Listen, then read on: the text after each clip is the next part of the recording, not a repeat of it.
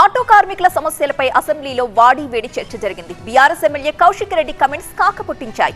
దీనికి అధికార పక్షం నుంచి కూడా అదే స్థాయిలో కౌంటర్ పడ్డంతో పెద్ద డైలాగ్ వార్ నడిచింది. అక్కడ ఫ్రీగా బస్సులు ఇంకా అద్భుతంగా పెంచాలని కూడా కోరుకుంటున్నాను అధ్యక్ష.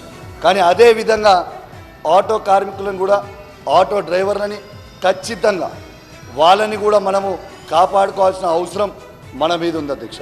ఆటో డ్రైవర్ల ఓట్లు మాత్రం కావాలి, కానీ వాళ్ళ పాటలు మాత్రం అవసరం లేదా ఈ ప్రభుత్వానికి అని చెప్పి నేను అడుగుతా ఉన్నాను. బీఆర్ఎస్ పార్టీ ప్రతి ఆటో డ్రైవర్ కుటుంబానికి అండగా ఉంటామని సభా సాక్షిగా చెప్తా ఉన్నాను అధ్యక్ష. దాదాపు 59 మంది ఆటో డ్రైవర్లు ఆత్మహత్య చేసుకున్నారు అధ్యక్ష. ఈ ఆత్మహత్యలు చేసుకున్నారు. దీంట్లో కరీంనగర్ జిల్లాలో కనీసం 6 ట్రాన్స్పోర్ట్ మినిస్టర్ గారు ఉన్న జిల్లాలోనే 6 ఆత్మహత్యలు చేసుకున్నారు అధ్యక్ష. వాళ్ళే బస్సులు పెంచాలంటారు.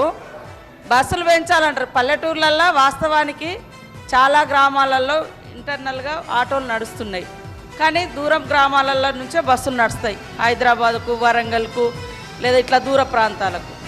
సరే, ఏదైనా సిటీలలో కొంచెం ఇబ్బంది ఉండొచ్చు.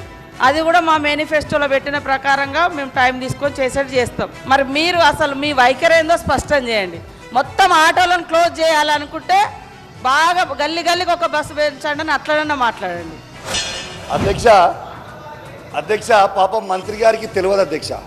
దాదాపు ట్రాన్స్పోర్ట్లో ఉన్న ప్రతి డ్రైవర్కి కేసీఆర్ గారి నాయకత్వంలో 10 లక్షల మందికి 5 లక్షల ఇన్సూరెన్స్ చేసినాం అధ్యక్ష.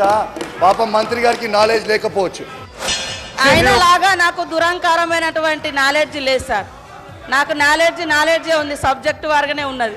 కానీ ఆయన లెక్క దురహంకారమైనటువంటి నాలెడ్జి లేకుంటే ఓట్ల కోసం చస్తా అని బ్లాక్మెయిల్ చేసే నాలెడ్జి నాకు లేదు సార్. కాబట్టి నీ దురహంకారం మాటలు మానుకో కౌశిక్ రెడ్డి. నీలాంటి దుర్మార్గపు నాలెడ్జ్ నాకు లేదు.